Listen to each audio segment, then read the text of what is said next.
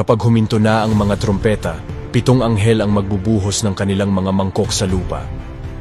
Ang unang mangkok ay magdudulot ng masakit na mga sugat sa mga yaong may tanda ng hayop. Ang ikalawang mangkok ay gagawing dugo ang dagat. Pinapatay ang lahat ng mga nilalang dito. Ang ikatlong mangkok ay gagawing dugo ang mga tubig tabang, na dahilan upang hindi ito mainom.